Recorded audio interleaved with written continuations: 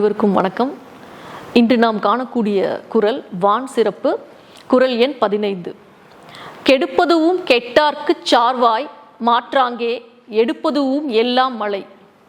உரிய காலத்தில் பெய்யாமல் கெடுப்பதும் இந்த மழைதான், அதன் பின்னர் பெய்து அந்த உயிர்களை காப்பதும் இந்த மழைதான். மிக அருமையான இந்த கருத்தை நாம் இப்போது காணலாம். ஒரு சிறிய நிகழ்வின் மூலமாக நான் இதை உங்களுக்கு கூற விரும்புகிறேன். ஒரு ஊரில் மிகப்பெரிய பஞ்சம் ஏற்பட்டிருக்கு. நாடே அந்த செழிப்பை இழந்து வளம் குன்றி பயிர்கள் எல்லாம் கருகி மழை இல்லை. காரணம், மழை இல்லாத காரணத்தினால் அந்த நாட்டில் கடுமையான பஞ்சம் நிலவியது. மக்கள் எல்லாம் என்ன பண்ணுறதுனே தெரியல. குறிப்பிட்ட ஒரு நாளுக்கு பின்னர் அவங்க அந்த ஊரை விட்டே கிளம்பலாம் அப்படின்னு சொல்லி முடிவு பண்ணுறாங்க.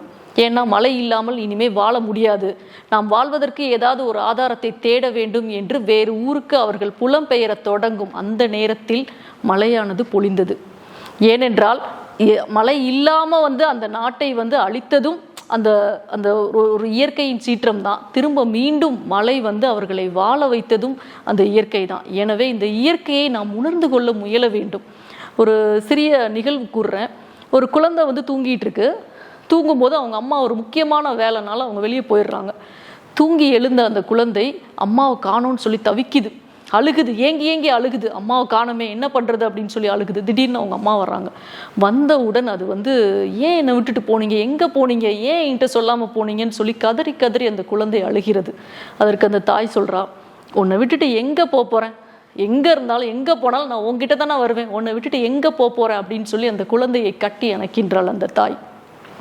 அந்த தாயானவள் குழந்தையை விட்டு எங்கும் செல்ல முடியாது.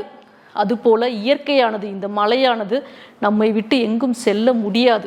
இந்த இயற்கையின் மழையின் அன்பை நாம் உணர்ந்து கொண்டால் அதனை நாம் தெளிவாக, இயற்கையின் நியதியை நாம் தெளிவாக உணர முடியும் என்பதை இந்த குறள் மிக அழகாக எடுத்து கூறுகிறது. மீண்டும் அடுத்த குறளில் சந்திக்கலாம். நன்றி.